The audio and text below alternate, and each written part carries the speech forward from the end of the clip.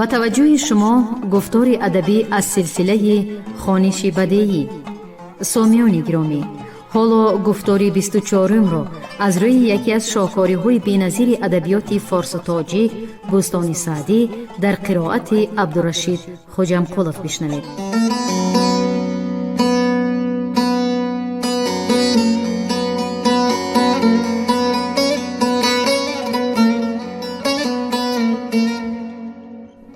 در اقصای عالم بگشتم بسی، بسر بردم ایام با هر کسی.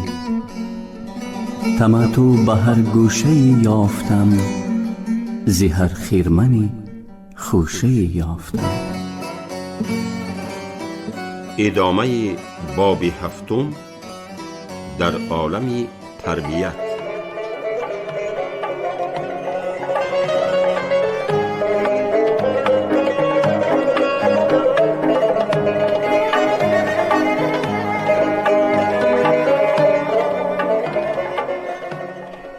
رهین است روی از طریقت متا، بینه گام و کامی که داری بیا. نصیحت کسی سودمند آیدش، که گفتار سعدی پسند آیدش.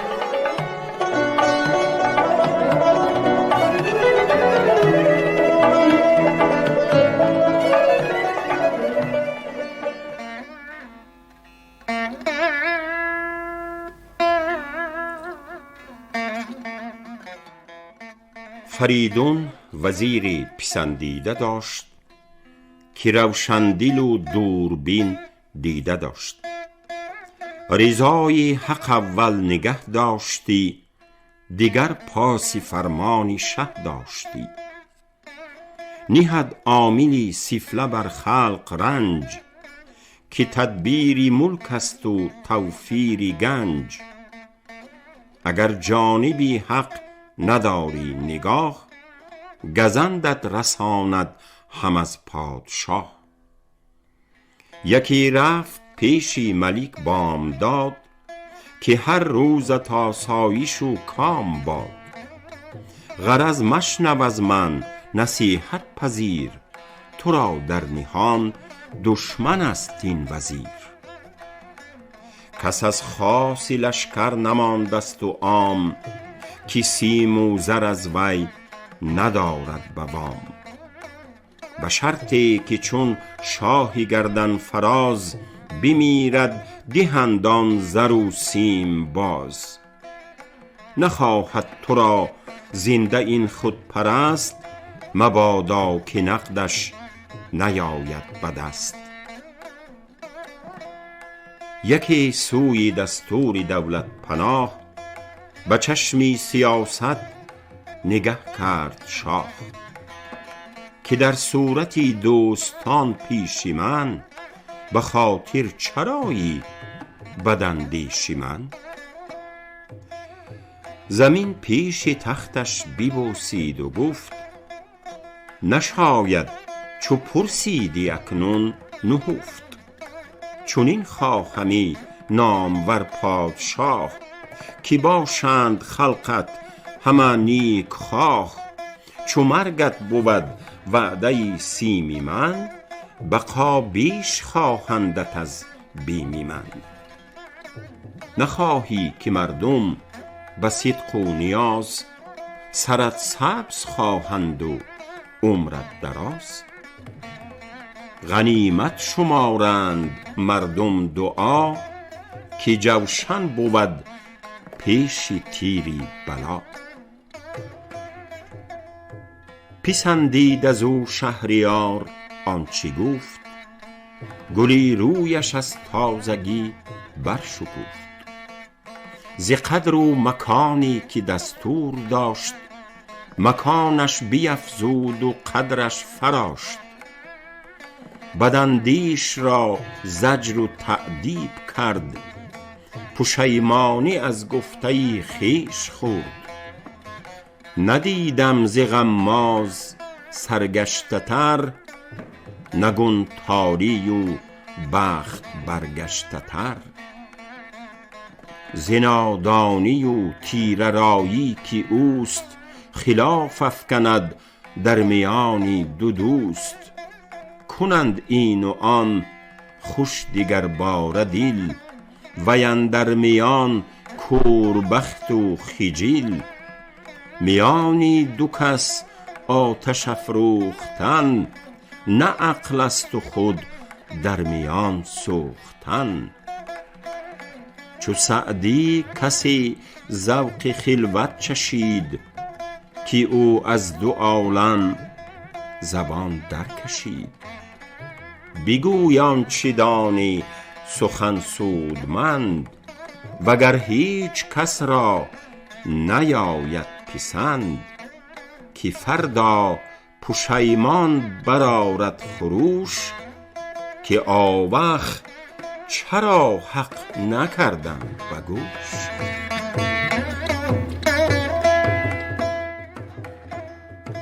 زنی خوبی فرمانبری پارسا، کند مردی درویش را پادشا. برو 5 نوبت بزن بر درت، چو یاری موافق بود در برت. همه روز اگر غم خوری غم مدار، چو شب غم گسارت بود در کنار.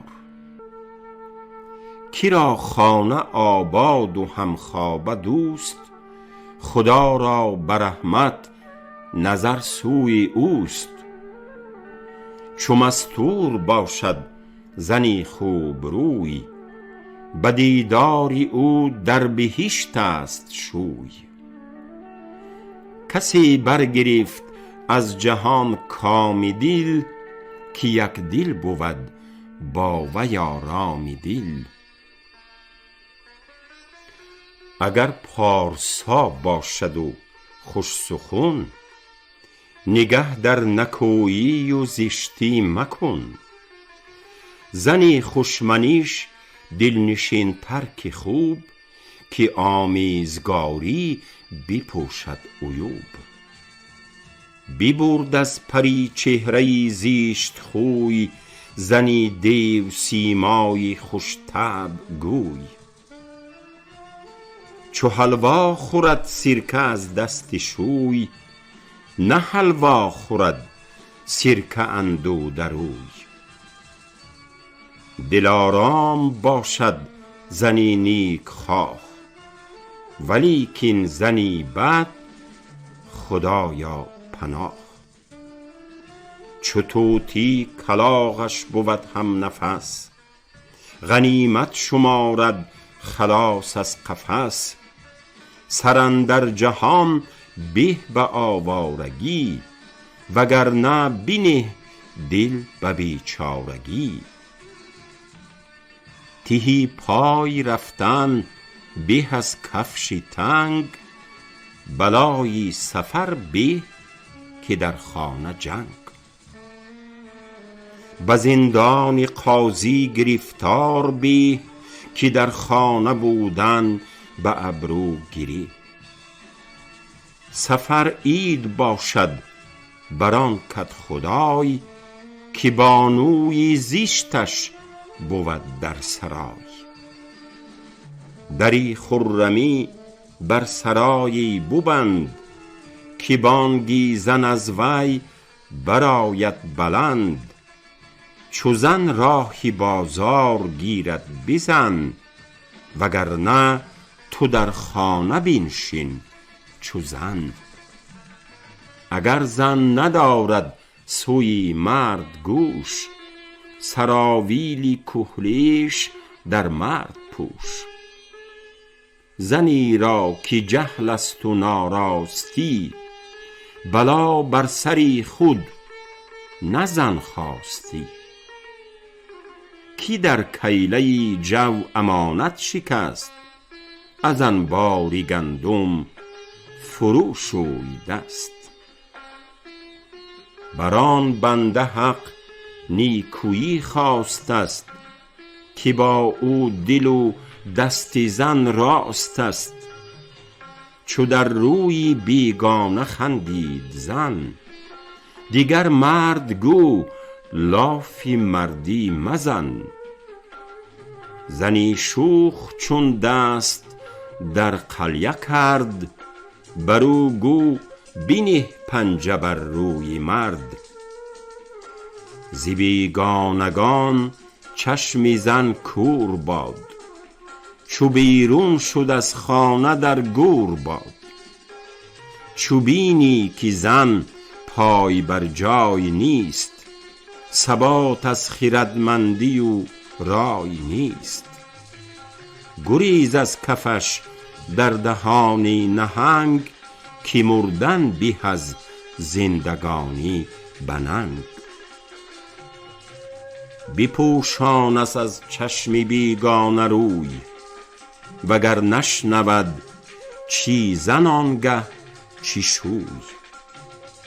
زنی خوبی خوش طبع رنج است و بار، رها کن زنی زشتی ناسازگار. چی نغز آمد این یک سخن زان دو تن، که بودند سرگشته از دست زن. یکی گفت کس را زنی بد مباد، دیگر گفت زن در جهان خود مباد. زنی نو کنی دوست هر نوبهار، که تقویم پاری نیاید بکار. کسی را که بینی گرفتاری زن، مکن سعدیا طعنه بر وی مزن. تو هم جور بینی و بارش کشی، اگر یک سحر در کنارش کشی. جوانی ز ناسازگاری جفت، بری پیرمرد بنالید و گفت گرانباری از دست این خصم چیر، چنان میبرم کاسیا سنگی زیر. به سختی بینه گفتش ای خواجه دل، کس از صبر کردن نگردد خجل. به شب سنگی بالای ای خانه سوز، چرا سنگی زیرین نباشی بروز. چو از گلبنی دیده باشی خوشی، روا باشد ار باری خارش کشی. درختی که پیوسته بارش خوری، تحمل کن آنگه که خارش خوری.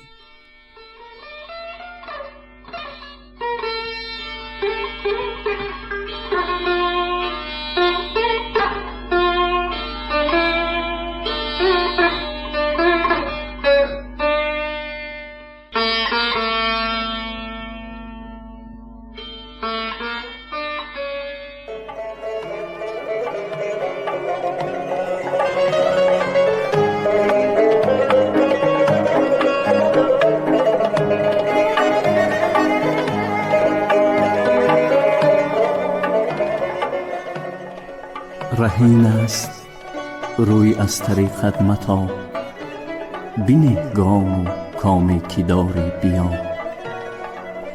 نصیحت کسی سودمند آیدش، که گفتار سعدی پسند آیدش.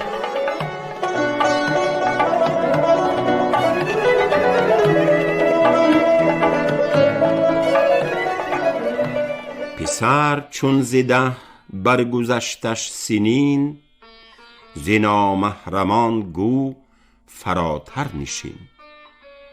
بری پنبه آتش نشاید فروخت، که تا چشم برهم زنی خانه سوخت.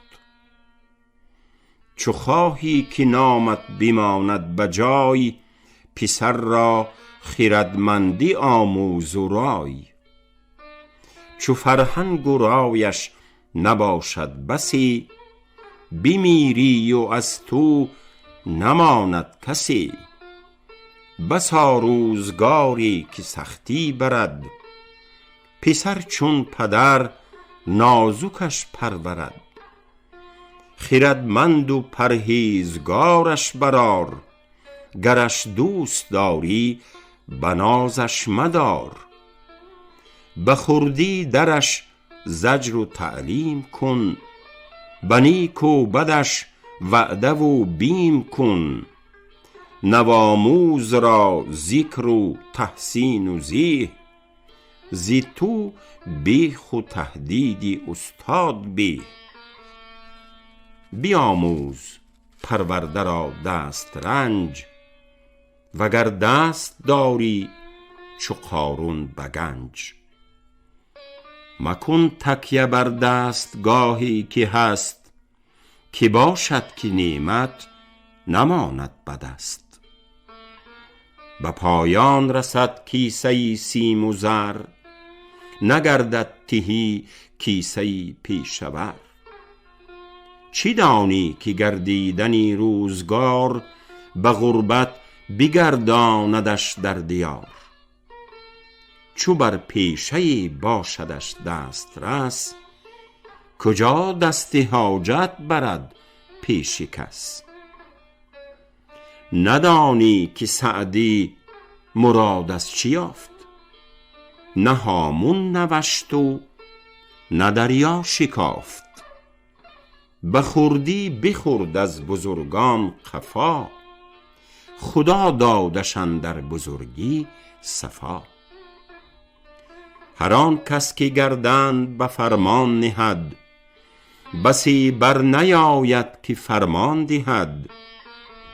هر آن طفل کو جوری آموزگار، نبیند جفا بیند از روزگار.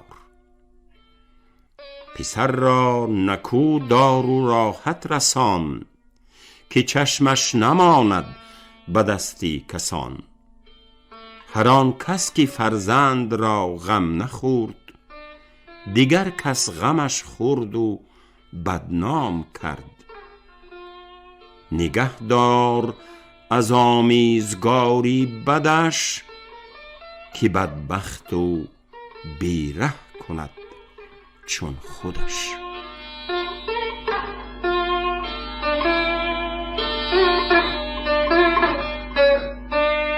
شبی دعوتی بود در کوی من، ز هر جنس مردم در او انجمن.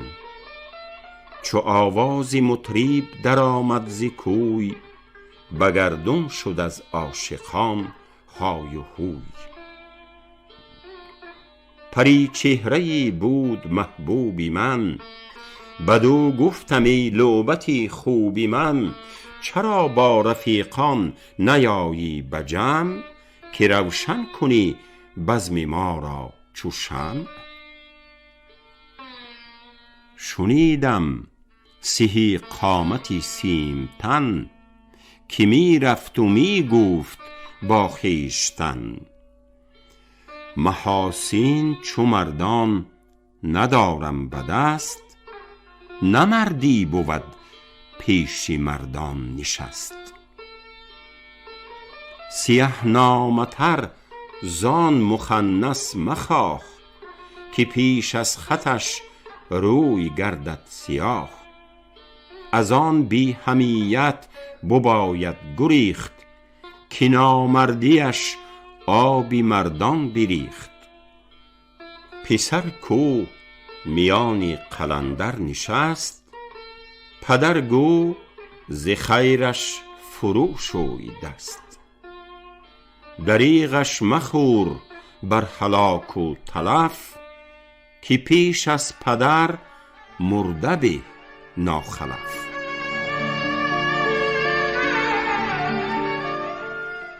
خرابت کند شاهدی خانه کن، برو خانه آباد گردان بزن.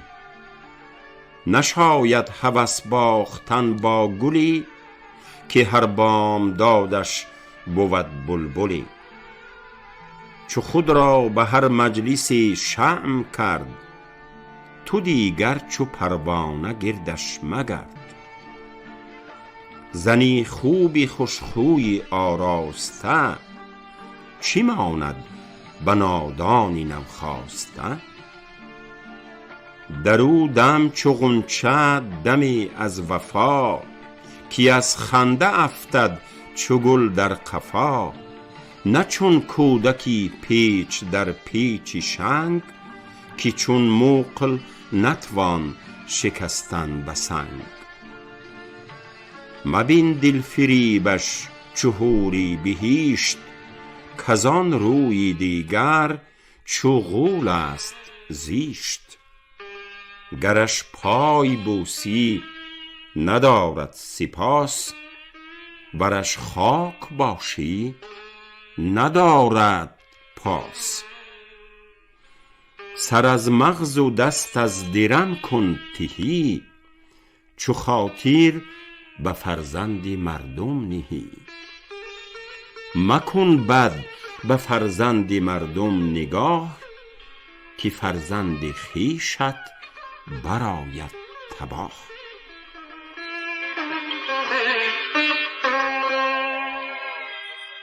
در این شهر باری به سمعم رسید، که بازارگان غلامی خرید. شبانگه مگر دست بردش به سیب، که سیمین زنخ بود و خاطر فریب. پری چهره هرچ اوفتادش به دست، به کین در سر و مغز خواجه شکست. نه هر جا که بینی خط دل فریب، توانی طمع کردنش در کتیب. گوا کرد بر خود خدا و رسول، که دیگر نگردم به گردی فضول. رحیل آمدش هم در آن هفته پیش، دل افگار و سربسته و روی ریش. چو بیرون شد از کازرون 1-2 میل، به پیش آمدش سنگلاخ مهیل. بپرسید کین قله را نام چیست، که بسیار بیند عجب هر کی زیست. چون این گفتش از کاروان همدمی، مگر تنگ ترکان ندانی همی. برنجید چون تنگ ترکان شنید، تو گفتی که دیداری دشمن بدید. سیه را یکی بانگ برداشت سخت، که دیگر مران خر بینداز رخت. نه عقل است و نه معرفت یک جوم، اگر من دیگر تنگ ترکان روم. دری شهوتی نفس کافر ببند، وگر عاشقی لت خور و سر ببند.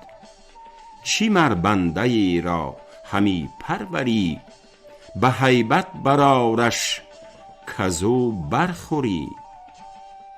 وگر سیدش لب به دندان گزد، دماغی خداوندگاری گزد.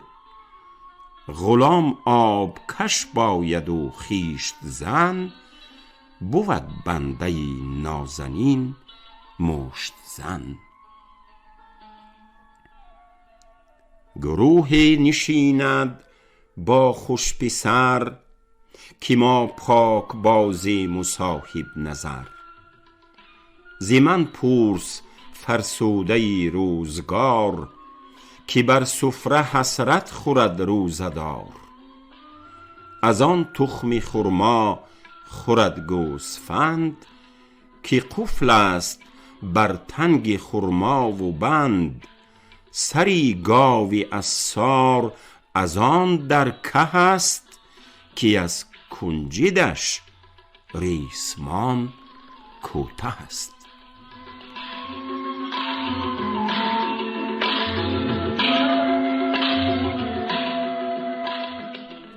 یکی صورت دید صاحب جمال، بگردیدش از شورشی عشق حال. برانداخت بیچاره چندان عرق، که شبنم برآرد بهشتی ورق. گذر کرد بقراط بر وی سوار، بپرسید کین را چی افتاد کار. کسی گفتش این عابدی پارساست، که هرگز خطای ز دستش نخواست. رود روز و شب در بیابان و کوه، ز صحبت گریزان ز مردم ستوه. ربود است خاطر فریب دلش، فرو رفته پای نظر در گلش. چو آید ز خلقش ملامت به گوش، بگرید که چند از ملامت خموش. مگوی ار بنالم که معذور نیست، که فریادم از علت دور نیست. نه این نقش دل می رباید ز دست، دلان می رباید که این نقش بست. شنید این سخن مردی کارآزمای، کهن سال پرورده پخترای. بگفت ارچه سیتی نکویی رود، نه با هر کسی هرچی گویی رود. نگارنده را خود همین نقش بود، که شوریده را دل به یغما بود. چرا طفلی یک روزه هوشش نبرد، که در سون دیدن چه باریغ چه خورد. محقق همان بیندن در ابیل، که در خوب رویانی چین و چگیل. نقابیست هر سطر من زین کتاب، فرو هشته بر عارض دل فریب. معانیست در زیر حرفی سیاه، چو در پرده معشوق و در میغ ماه. در اوراق سعدی نگنجد ملال، که دارد پسی پرده چندین جمال. مرا کین سخن هاست مجلس فروز، چو آتش در او روشنایی و سوز. نرنجم ز خصمان اگر برتپند، کزین آتشی پارسی در تبند.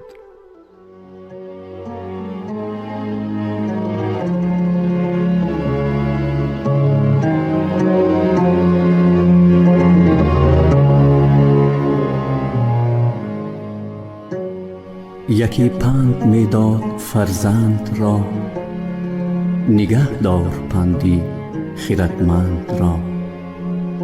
مکن جور با خردگان پسر، که یک روز رفتد بزرگی بسر.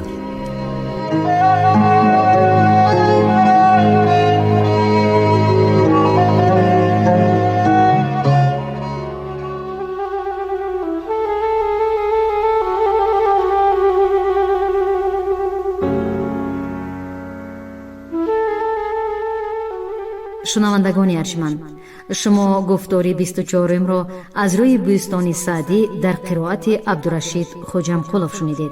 کارگردان برنامه شیرعلی نغزلی. پایان گفتار ادبی از سلسله خوانش بدیعی.